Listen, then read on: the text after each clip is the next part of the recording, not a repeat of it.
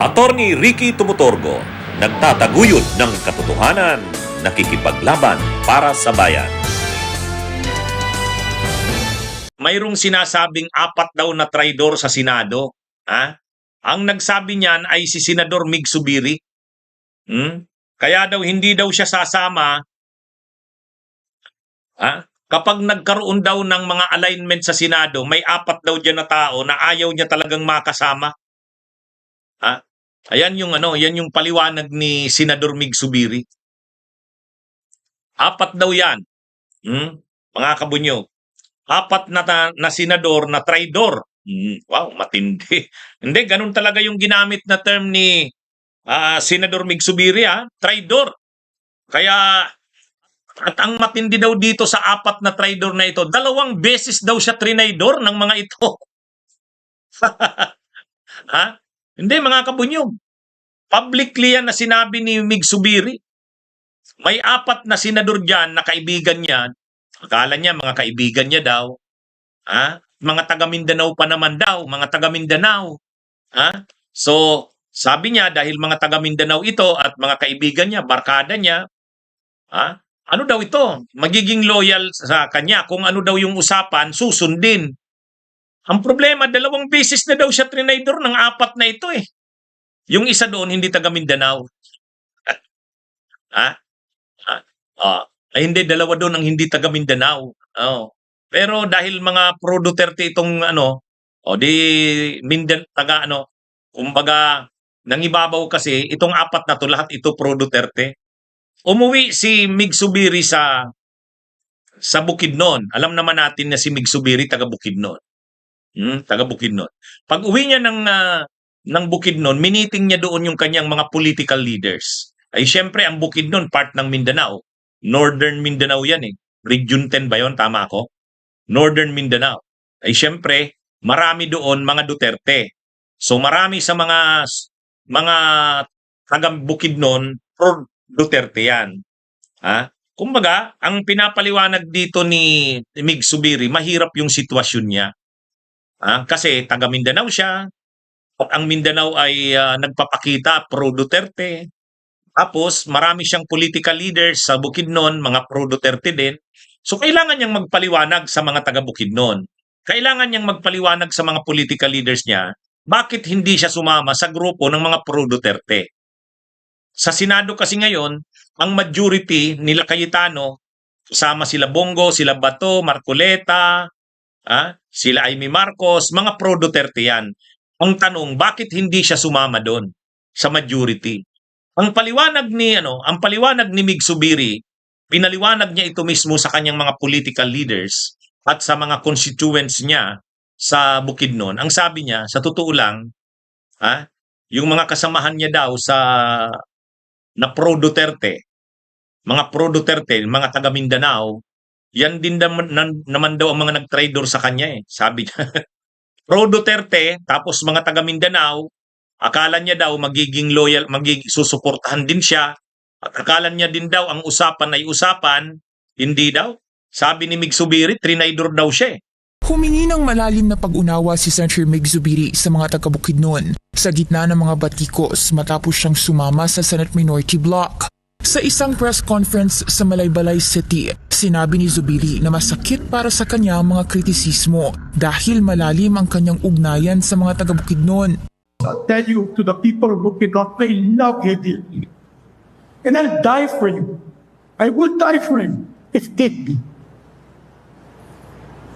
So, I hope that you understand the position. Kasabay niyan ay inilahad niyang pakiramdam niya ay binetray siya ng 4 na miyembro ng kasalukuyang Senate Majority na kanyang pinangalan ng sina Senator Bato de la Rosa, Bongo, Amy Marcos at Robin Padilla. Ayon kay Zubiri, 2 beses umano siyang tila tinalikuran. Una, nung mapatalsik siya bilang Senate President noong 2024. Pangalawa, nung simula ng 20th Congress, matapos umano siyang pangakuang muling susuportahan sa Senate Presidency, pero hindi rin natupad. Giit ni Zubiri, kaya niya raw makipagtrabaho sa mga hindi niya kapartido sa politika dahil may respeto at delikadeza pa rin dapat, pero magkaiba raw ang kalaban sa politika at traidor. Binanggit pa niyang si De La Rosa na hindi pa matuntun sa ngayon bunsod ng ICC warrant ay isa sa mga nangakong susuporta sa kanya sa harap mismo ng mga tao sa Bukidnon. Pero pagkatapos ng botohan noong 2024, nalaman na lang daw ni Zubiri na ang parehong senador ay bumoto kay Senator Cheese Escudero na pinalitan siya noon bilang SP. Naging independent member si Zubiri na magkaroon ng kudeta noong May 11 kung saan naluklok bilang SP si Senator Alan Peter Cayetano. Kalaunay sumapi siya sa ngayoy solid 11 ng minorya. Kabilang din siya sa mga senador na nag-walkout sa plenaryo noong May 26 bilang pagtutol sa naging debate to divide the House pagdating sa kung dapat bang isa lang ang panukalang payagan ang remote participation at online voting sa Senado. Bato, Bongo, Jaime at Rubin. Yan po yung apat na traidor na sinasabi ni Zubiri. Ano ba yung pag-traidor sa kanya? Sabi ni Mig Zubiri, magkakasama sila dati. Siya ang Senate President. Binitawan daw siya ng apat na yan. Yan yung unang pag-traidor sa kanya. Yan yung unang pag-traidor sa kanya.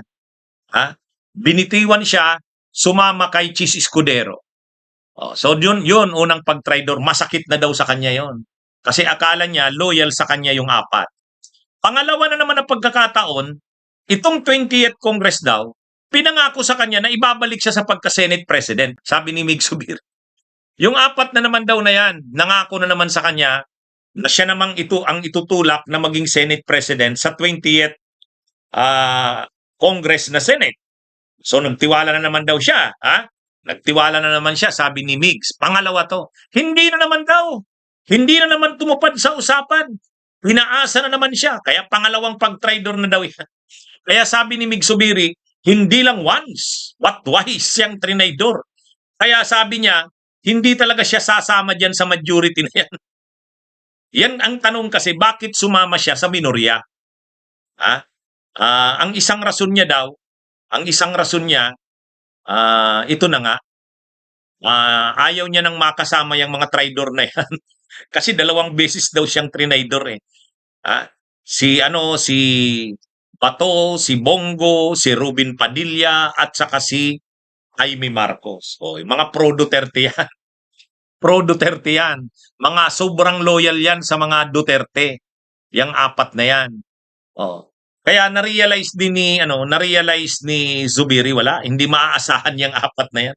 Kaya kung papapiliin din lang siya, sa majority siya sasama o sa minority, pinili niya na sa minority. Pinili niya na lang.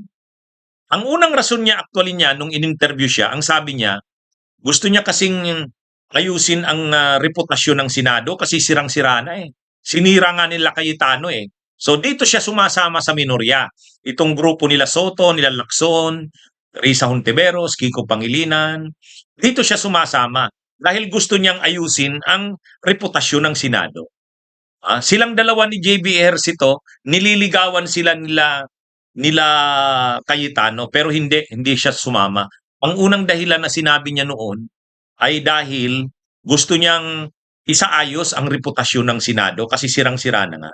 Pero ang ikalawa palang rason, at ito'y sinabi niya doon sa Mindanao, habang mini-meeting niya yung mga leaders niya sa Bukidnon, kasi siyempre ang inaasahan ng mga taga Bukidnon, sasama siya sa Duterte. Kasi siyempre, Mindanao siya.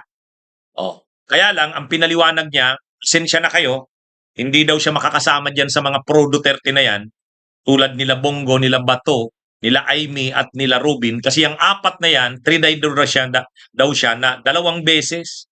2 beses siya trinaydor. Ang una, nung pinalitan siya ni Cheese, kasamahan niya yan sila Bato, kasamahan niya yan sila Bongo, kasamahan niya yan sila Rubin at si Jaime. Pero iniwan siya, sumama kila Cheese Escudero. Yan yung una. Ang pangalawa, itong bagong kongreso daw na Senado, 20th Congress Senate, pinangakuan na naman siya ang itutus up para maging Senate ibabalik siya. Hindi naman daw tumupad na naman. Kaya mga kabunyog, mga kababayan, yan yung dahilan niya. Kaya sabi niya sa mga taga Mindanao, taga Bukidnon, pasensya na pero taga Mindanao ako, taga Mindanao yung mga yan, sila Bato, sila Bongo, pero hindi naman nila pinahalagahan yan. Traidor yung mga yan. Ganun katindi. Traidor talaga yung ginamit na term ni Mig Zubiri, ha? Yun talaga yung ginamit niyang term, traidor. Ganun katindi. Ha? Kaya mga kabunyog, mga kababayan, hindi talaga sasama si Mig Zubiri sa grupo nila Cayetano. Kasi nandyan yung apat na yan. Hindi niya daw talaga yan makakalimutan ang ginawa sa kanya. Matindi, ano? Matindi. Matindi ang pala ni Mig Zubiri. Ang galit pala dyan kila Bongo at Bato, eh. Ha? Oh. Kaya ito, mga kabunyo. Yan yung isa sa mga dahilan. Bakit siya sumama sa minority? Pinaliwanag niya sa mga pinaliwanag niya sa mga taga Mindanao. Yun ang dahilan bakit hindi siya sumama sa mayorya. Kasi yung mayorya identified sa Duterte. Siyempre ang ini-expect ng mga taga Bukidnon, sasama siya doon kasi mga pro Duterte yun, taga Mindanao. Pero yun ang paliwanag. Bunyog, bunyog, halikan na kasama ka. Bunyog, kapag buklod ay may pag-asa. Luzon, Visayas, Mindanao, isa ang pananaw. Sa bagong Pilipinas ang bunyog isisigaw. Bunyog.